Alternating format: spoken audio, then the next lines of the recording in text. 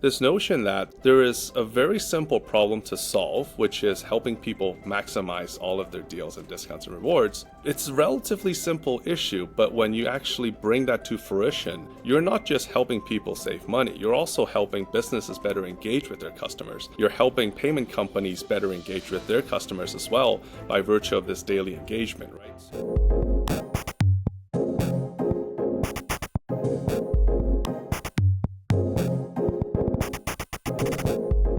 Welcome back to another episode of the Unsensible podcast, where we talk to the unhinged founders who think that they can defy their Asian parents to change the world. Today, we're talking with one such person, David Wang, who built one of Hong Kong's first personalized credit card deals platform. But I'm not going to tell you any more than that. I'm going to let him pitch it because it's his first time on the podcast. And the second rule of the podcast is you've got to pitch. So David, over to you. Thanks so much, John, and thanks for having me on the podcast. I was the founder of Krip, which is Hong Kong's first centralized credit card deals platform.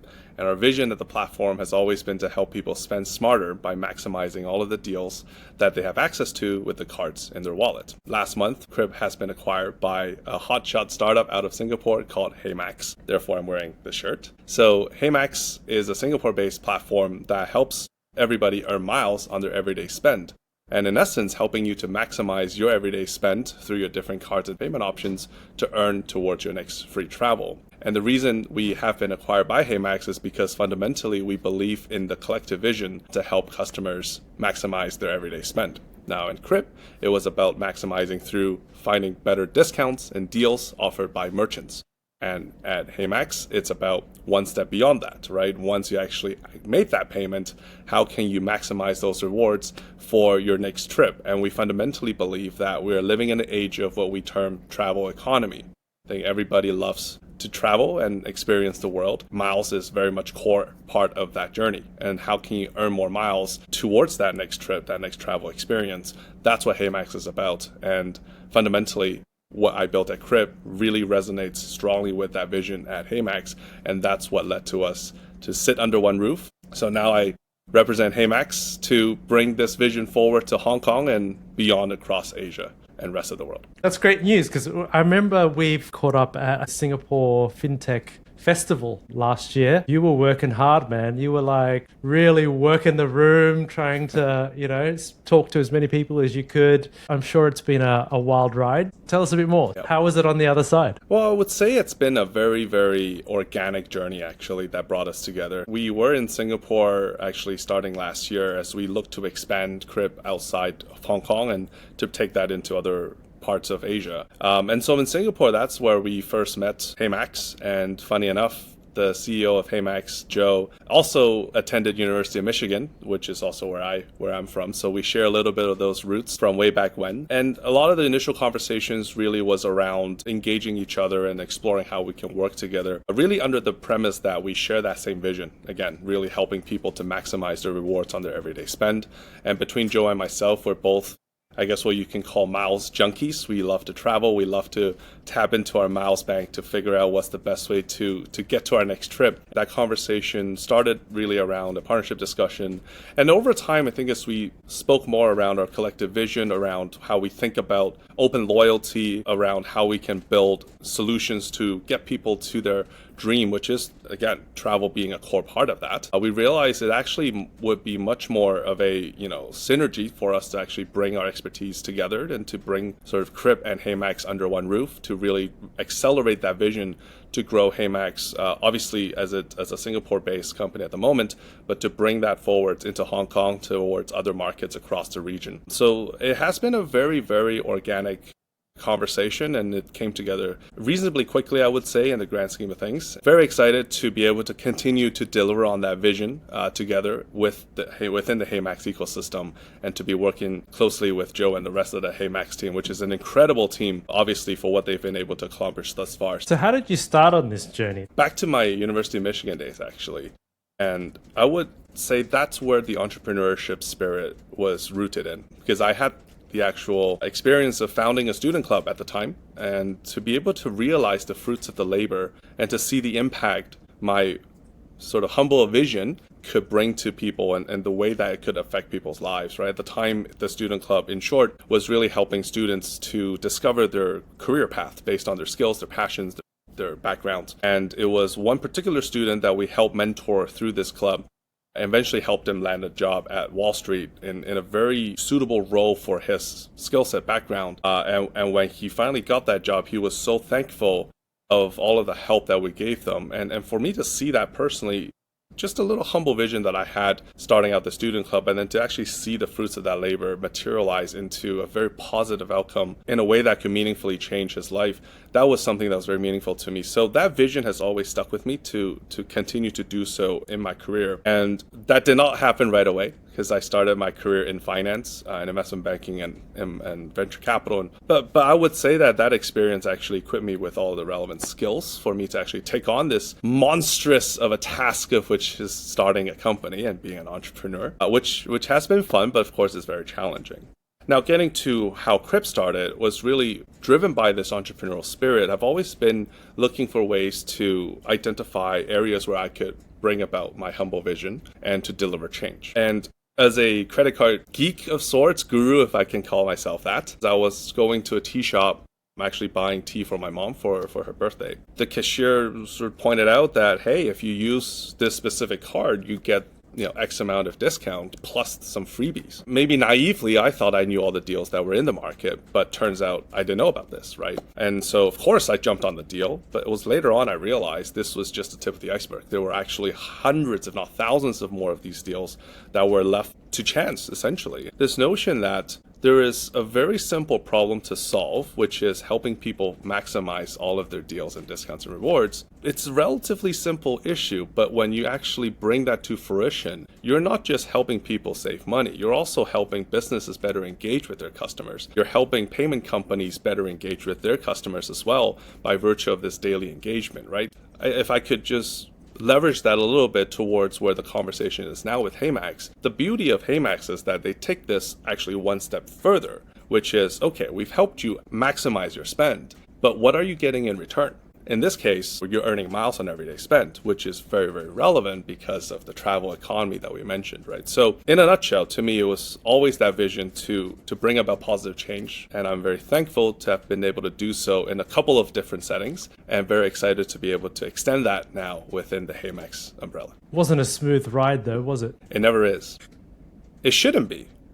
Well, I mean, if it was easy, everyone would do it, right? Exactly. So, like the what I found really interesting listening to you in Tokyo was there are so many deals out there, and from a consumer perspective, actually, there's a lot of money left on the table. But also from a business perspective, it's just nuts how much marketing spend this is that goes completely unnoticed and wasted. Right? On the client side, what's their kind of like pain point? Do they feel this as a pain point, or do they just wonder why, these things aren't working? No, absolutely. I think when you think about brands, businesses, payment companies, one of the biggest challenges in this day and age, especially with this overabundance of information, is how do you engage your customers, right? And when you think about from a loyalty standpoint, which is fundamentally what this is about, there's quite a few different ways you can go about it. I would summarize that into generally two ways. So one is offering discounts, and that's literally where Krip sits in, right? Which was about helping people find discounts. Although discounts are attractive, they do tend to eat into company and businesses' margins. And that's obviously not ideal, especially if you're running on a thin margin business. The other way to solve for loyalty is essentially to build your entire loyalty program, right? So for example, American Express has done that very well with their rewards program. That's not a small undertaking, and for a business that doesn't have scale, it can very quickly turn into a cost center. And so for a lot of businesses, they struggle to engage with customers because they don't want to enter margins and they don't have the budget or the means to build out a scalable loyalty program. A lot of companies end up in sort of this closed loop or coalition loyalty program or their own little mini program that fails to actually reach the customers that they're trying to engage. All of these businesses and brands are essentially trying to get engaged with the end customer, you and I, right? And so all of these loyalty programs need to ensure that they're actually serving the interests of the customer and not the business or the banks as such. Not to say that they cannot derive benefits to them, but it has to be customer-centric to begin with. From Krip's perspective, having an open loyalty perspective is essentially having the centralized, aggregated deals database so that every bank is an equal piece of the puzzle so that customers can find all the relevant deals on all of the banks. But extending that one step further is to actually create value in that ecosystem. This is where the single source of loyalty currency, in this case Max Miles, the miles currency that we run, creates this open loyalty ecosystem that essentially customer gets put in the center of it to be able to dictate where their loyalty lies with these brands and partners. And that actually enables businesses and brands and companies to actually engage these customers much more effectively. The use case here, for example, is if you put $10 in to reward the customer in the form of miles, that $10 will actually get you, for example, a transaction, versus if you were just spending that on an offline channel that's not generating a direct ROI. I would say that a lot of companies are already starting to see the value of that setup. Certainly in Hong Kong, as we're bringing HeyMax into market, we're seeing insurance companies, e-wallets, banks, retail companies, all looking to jump in on this open loyalty solution to adopt Max Miles as a currency of choice because it saves them costs and it generates potential high return spent on their marketing dollars. So I think that's where we see the trend going toward. So how do you go into a market where you're going to be competing with an 800-pound gorilla like Asia Miles?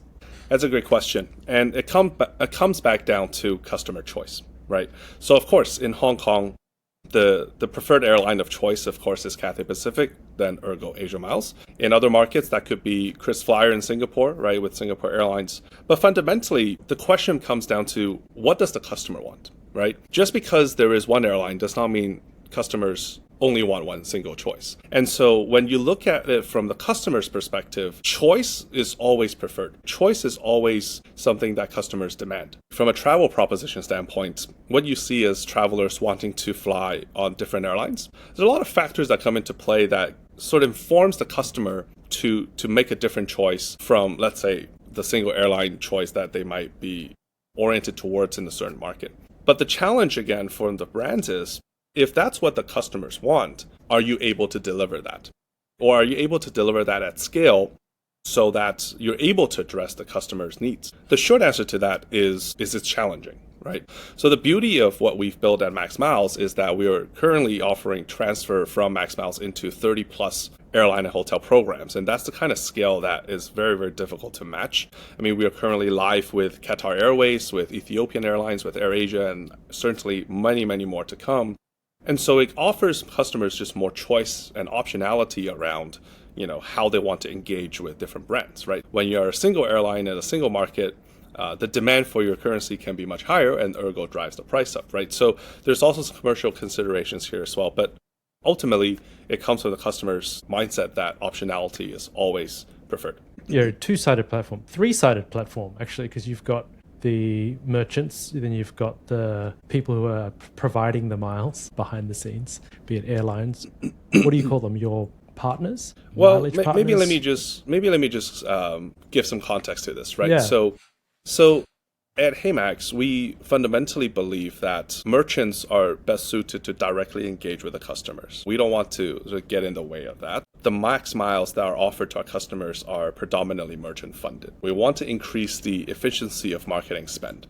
And so every dollar the brands and businesses put into engaging with their customers, we would ideally want that to be directly given to the customer. What we are working with the airlines and hotels on is actually enabling that realization of Max Miles value. We work with airlines, hotels for you to enable that to be transferred into different loyalty programs so that then you can make use of Max Miles in a variety of different settings, whether that be flying with a different carrier or staying in a new hotel chain. We also have a very unique feature called Fly Anywhere, which enables customers to directly redeem Max Miles for flights that they book by themselves with cash. So if you've booked a flight, let's say on Trip.com or on Agoda or any OTA platforms, or if you booked it on a direct flight channel, you can essentially send us that receipt and go through a reimbursement process where, as long as you have the Max Miles balance, we actually refund you the ticket in cash. Again, creating more value creation from the ecosystem and allowing people to realize the value of the Max Miles, which are funded by the brands in the first place. Let's say I go to a local coffee shop. Can a local coffee shop sign up to be a Max Miles merchant? There's two parts to the HeyMax ecosystem on the earn side right now. The first part is the online part of the platform, which is essentially the affiliate marketing model. So we work with a lot of digital and online brands where we help them funnel traffic into their shop, essentially. And we service their advertising funnel to get more transaction volume. And so for those merchants, it's a relatively straightforward setup. The interesting growth element here is really around the offline channel piece. You ran a coffee shop, right? How can we help funnel traffic to you? In Singapore, Chocolate Finance, a local wallet, has issued a Visa debit card that allows you to earn Max Miles on your native spend, which means for every transaction you're spending with your Visa card, you're actually earning Max Miles. So therefore, any merchant that accepts Visa or accepts the Chocolate Finance card would be able to benefit from the Max Miles currency. I'm flying all the time on Cathay. They've got me locked in on a points ladder. That means that I have to fly one world if I want special treatment, and I get loads of free flights out of it. That's a very high bar to break. How are you guys thinking about tackling that from a behavioral standpoint? We're not really looking to compete with them, actually. We see ourselves as a complementary partner to a lot of these programs. And when you think about these airline programs, one of the critical challenges is actually how can they drive more spend outside of flights? How can they engage you as a customer on a daily basis? The way we see ourselves is that we are essentially a partner to a lot of these programs to enable their mileage currency to be fully engaged with our customers on a daily basis through the daily spend offering that we give. And of course, the loyalty program themselves has to sell itself, right? You can choose to transfer Max Miles into Asia Miles or other programs. A lot of this would probably be powered by AI nowadays. Do you guys see yourself as a technology platform, or how do you describe yourselves? Oh, 100%. I mean, AI technology has been deeply adopted across all facets of the business. So certainly for one, understanding each customer's needs, understanding their preferences, and helping them to identify even better ways to spend to earn more miles is certainly at the core and the forefront of that enablement. When you first started on the Krip journey, was this where you thought things would end up? I think it would be naive as an entrepreneur to set a concrete target as sort of the exit pole, if you will. The way that startups go, it's a very, very unpredictable journey. There's a lot of ups and downs. To your point, the very start of this podcast, right? The days are like, oh, I should have listened to my Asian parents and stayed in that job that pays me a good salary, right? But there are certainly days where you feel like you're making a huge impact. And so it does come and go. And of course, as a business grows, that volatility comes down somewhat. But it would be naive to say, I insist on a certain outcome. Because there's a lot of factors at play that may or may not be outside of your control. For example, right, I'll give you a very concrete example in this case. At Krip, we took a very conscious decision to launch after COVID lockdown was over in Hong Kong, right? So once we launched the market, there was an expectation that the retail economy would pick up and get back to pre-COVID levels. That expectation, unfortunately, did not materialize. And even to this day, we see a lot of that spending go towards, overseas destinations, right? Whether that be in Shenzhen and Greater Bay Area, or in overseas destinations when people fly out. I would say that the travel economy is certainly booming and very, very strong. We are seeing a lot of strong demand. But the local economy, objectively speaking, has not picked up and has not recovered to pre-COVID days. And that was a factor that was very much beyond my own control, certainly, and certainly beyond the control of Krip. And so understanding where the market is shifting and understanding how you can extend your journey as an entrepreneur is very much part of the spirit of being an entrepreneur, which is being able to pivot, being able to adapt. So the short answer to your question is no, but you learn to adapt and survive and to see in whatever capacity you can to realize on your vision. And I think it comes that fundamentally to a very core question. Why did you do this startup? What made you start? Personally, for me, it was that vision and the fact that I can continue to see through that vision at HeyMax, but to do so in a way that responds to the current market dynamic and where I see the market going towards, again, being the travel economy, then it makes a lot of sense. And it's a very, very happy outcome that I'm very excited about going forward. When I talk to a lot of founders, they say it's actually quite lonely sometimes because, sometimes founders have bet the house, have bet their personal wealth, have bet their reputation on building something because they believe in it. There are just some days where you just get kicked in the nuts so many times that, you want to talk to someone about it, but it's difficult because you can't talk to your team. You probably can't talk to your spouse who's in kind of the boat with you because you've bet the house. How did you, on those days, just keep going? Because, some of those days are pretty shitty. Well, you definitely hit the sore spot. I think as an entrepreneur, it is a very lonely job. A lot of folks may not be able to fully relate to the trials and tribulations that you have to go through. And certainly, like I mentioned, it's a very much a roller coaster ride. When the days are good, you think you're top of the world, right? You're like the next Elon Musk. But on a tough day, you're really questioning not just your idea, but yourself, your life sometimes. So it can put you in a very dark place. So one thing I've come to learn is you have to be able to manage your emotional and mental state, right? You have to keep yourself in a sort of balanced condition where the good news doesn't get you too excited and the bad news doesn't bring you too down. Because if you let the emotions drag you around, you're not going to be able to run a business. But I think fundamentally how or what gets you through it comes back down to that very, very central question: why did you do this in the first place? So if you're not mission driven, you're not truly 100% sort of, as you say,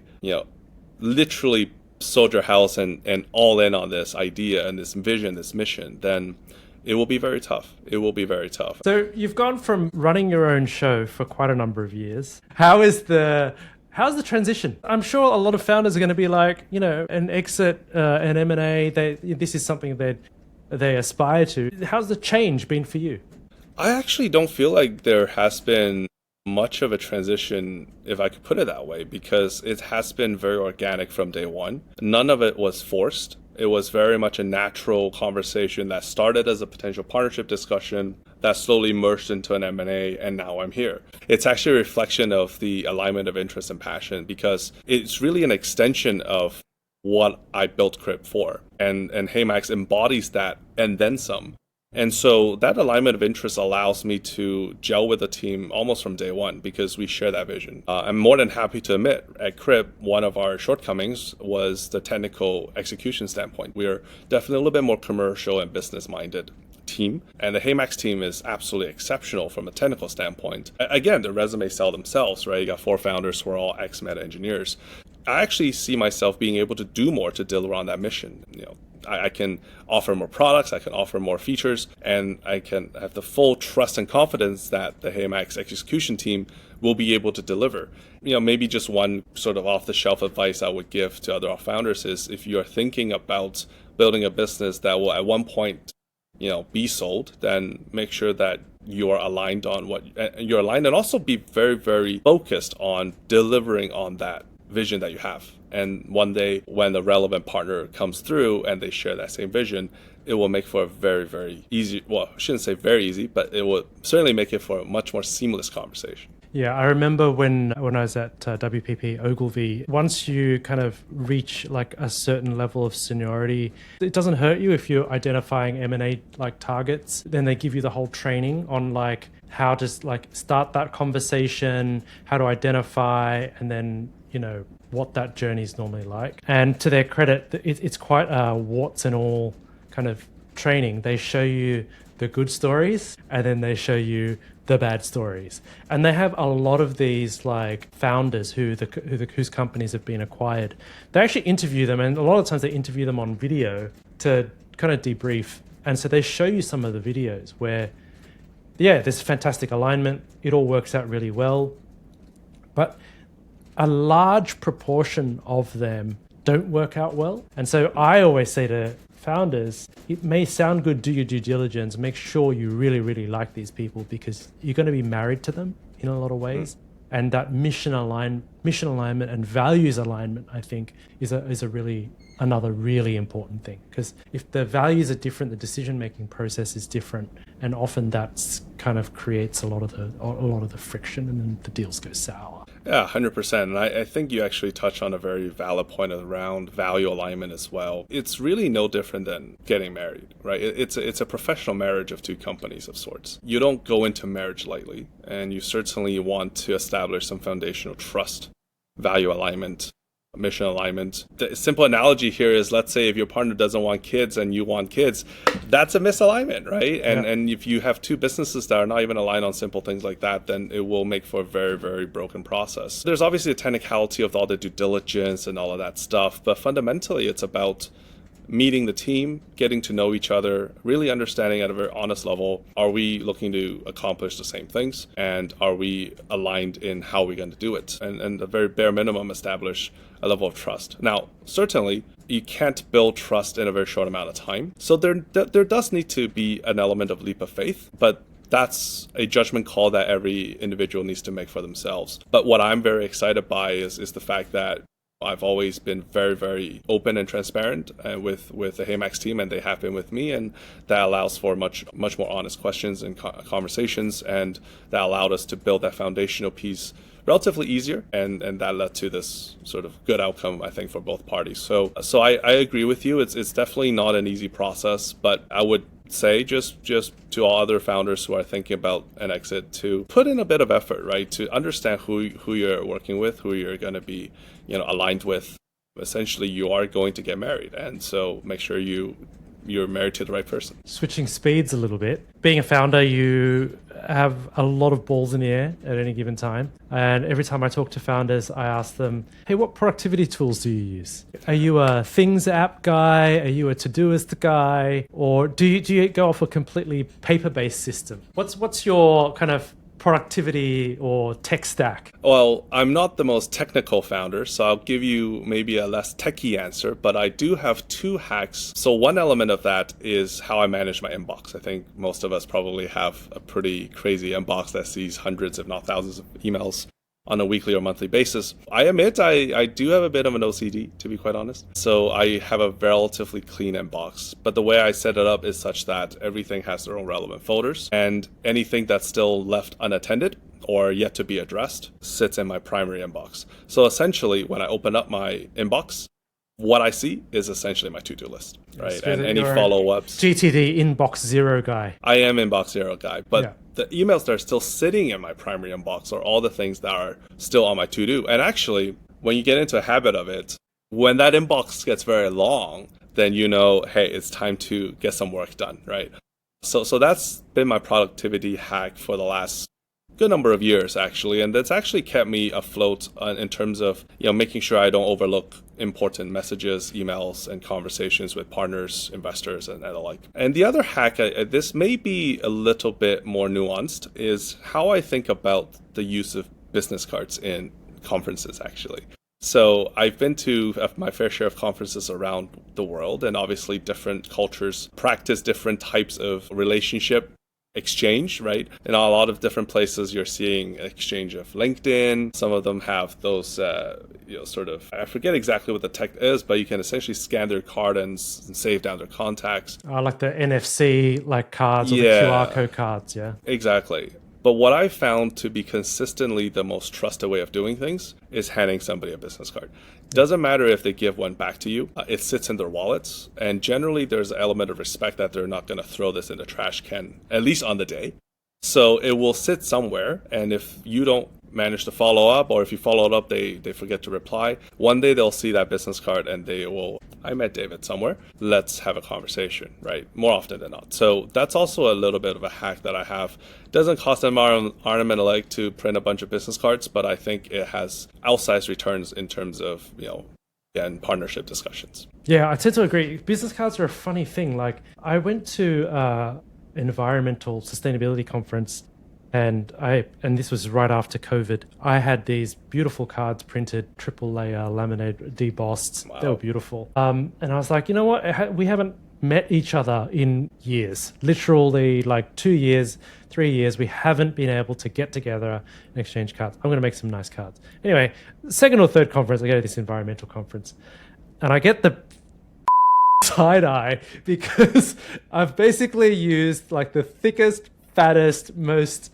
expensive like cards. We were FSC and all of that kind of stuff, but people were like, you should just be using digital cards nowadays. So I went and got digital cards, and then I find them so clumsy. Like every time you go to these conferences, everyone's like, "Oh, do you have a card?" I'm like, "Oh no, I got these digital cards now because people were all environmental."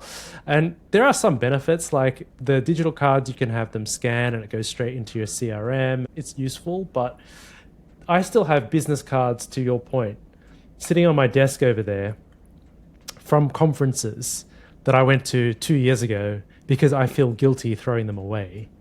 And, the second thing is you can't just throw them away. You got to shred them, like personally identifiable information, including mobile numbers, right? So they just sit there until I can shred them. Yeah, you're right. They do stick around. It's a good insight. Exactly. And for you to be on the receiving end of it, if you're the one that's trying to reach out to people, I've also found that it's just an easier way to manage your contacts, right? So if you manage to get a stack of cards from a certain conference, that stack of cards you can label as, that environmental conference. And then when you follow up, it's like, hey, remember if we met at that environmental conference, here's the follow-up. Yeah, I just find that it makes for an easier way to engage people. And again, sort of going back to my earlier point about finding some common ground with people, right? Every common ground will help. So that's my little productivity hack. Although, to be very frank, in some markets where conferences cards are not the default option and people generally do other digital means like LinkedIn, when I whip out a card, it's almost as if I whipped out a checkbook. People are like, Jesus Christ, I haven't seen this in like decades. I was like, well, now you got a piece of antique to keep in your memory box, so it makes it even more important, right? What's the future hold? If you look at it 5 to 10 years from now, where is all of this kind of loyalty stuff going? Does it increase? Does the data element of it get too dangerous, get too toxic? What happens? What's the next 10 years hold? I do fundamentally believe that we are very keenly working towards a world where open loyalty becomes the loyalty of choice. So as we move towards that open loyalty, we see a stronger engagement between brands and customers on a direct basis. And then we also see the same between customers and their travel ecosystem of airlines and hotel partners as well.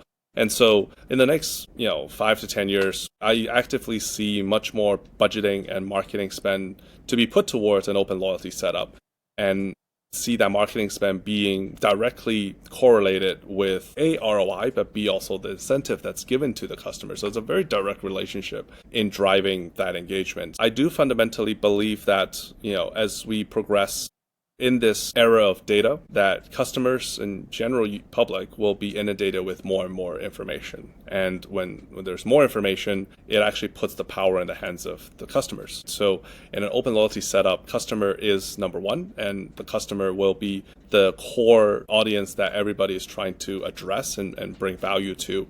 And that's the benefit of open loyalty, right? I think HeyMax is very well positioned to bring that to market. We've certainly done that in Singapore. I'm expected to bring a lot of noise in Hong Kong with HeyMax launching very, very shortly. But we think that the potential here is actually much greater than just these two markets. It's across Asia and also rest of the world. We're going to finish with a lightning round. Are you ready? What book are you reading right now? Unfortunately, I haven't actually had the time to pick up a book in the last couple of months. That's the honest answer. I was actually reading a book written by one of the government bodies about the financial crisis back in 2008. But that's been a long time since I have struggled to pick that up, actually, to be very honest, because it's just been so busy. I should, though. Favorite podcast? Aside Yours. From ours, of course. That you can't expect a different answer here. It's the Unsensible podcast.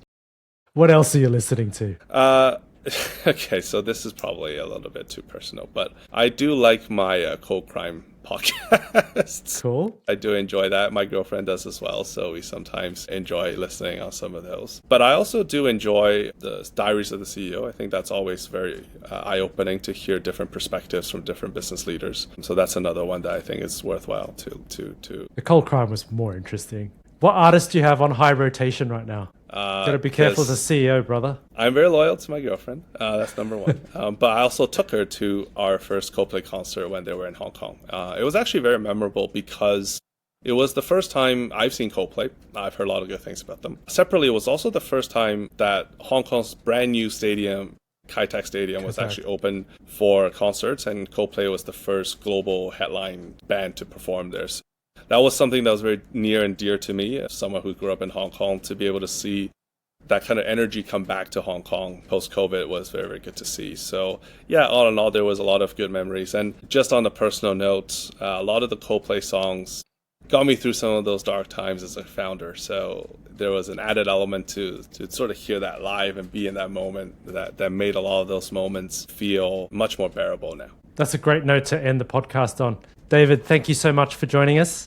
Thank you for having me, Jonathan. I really appreciate it. We're going to get you back on the show in a year from now, and we'll see how you've done with growing the Hong Kong business. Yep, I'm sure it'll be doing very, very well. Hopefully I'll be able to grow out a beard as our CEO has. I still struggle with that. Thank you so much for having me. I appreciate it. All right, dude. That's awesome.